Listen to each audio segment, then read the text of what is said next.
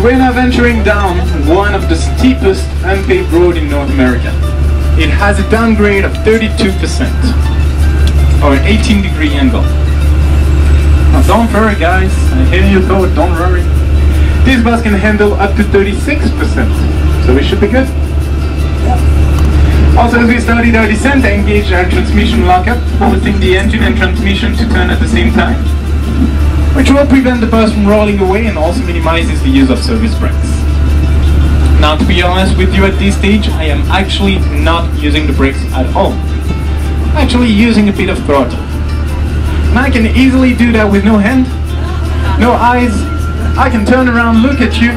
Even those at the back, how are we doing? We're still going straight? Alright. Now we're traveling down the lateral moraine, and who was with you on the shuttle drive? Was it Roy? I think it's Roy, yeah. I'm pretty sure he told you about moraines already on the shuttle drive. So the lateral moraine will be that big pile of rock, debris and dirt relocated by the glacier on its sides, and it is a very, very good indicator of the maximum height of the glacier. But as you can see through the windows, it is also very unstable. It is only loose rocks deposited on top of one another, never been consolidated. Therefore very much subject to rock slides, erosion, movement. And it already happened when the lateral moraine behind us now collapsed onto the glacier. As it did, it deposited a big layer of rock, debris and dirt on top of the ice, approximately 1 meter thick. And that layer is now acting as a protective blanket. It is insulating the ice underneath our wheels from the sun and meltwater above. And thanks to that, this portion is now melting much slower than the rest of the glacier. We're still higher up in elevation, right? It even became independent from the glacier, it's not moving along anymore, and we now call this portion an ice core moraine. And watch out guys, this is the bumpy section I talked about. See that? I tend to jump when I'm happy, and right now I'm really happy. Okay, this is actually not that bad. It was much worse the previous story.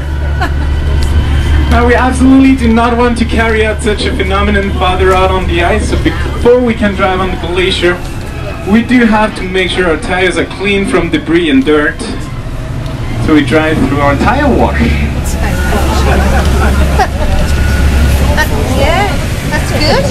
Oh my god, look at the ice. A bit there, and the overflow will spill out onto the valley, but it's pulled down by gravity and starts moving forward as a glacier.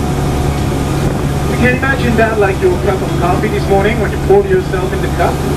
Forgot there was limited content, got distracted, and it all spilled out of the cup, out of the glacier. You want to make a clear difference between the glacier and the ice, look at the big black spot ahead of us on the ice. Nice and flat.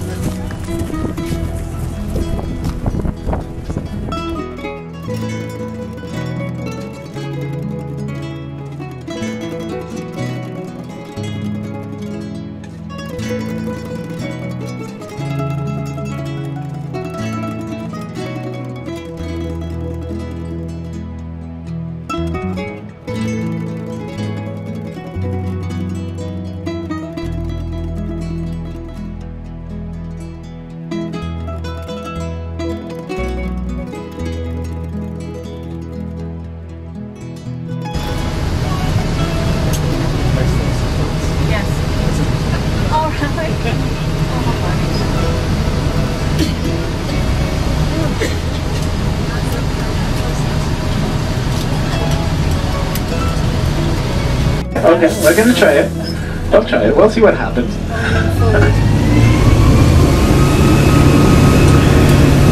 Now, climbing up the hill, you can have a look to Athabasca Lake, and we'll see another example of how the glaciers change the landscapes around here. Athabasca Lake is a pure creation of the Athabasca Glacier. It is meltwater of the glacier exclusively, sitting there in a hollow spot carved by the glacier between 1940 and 1960. Now look at the color of the water. Kind of a murky green, eh? Kind of dirty color. This is a consequence of the rock flour.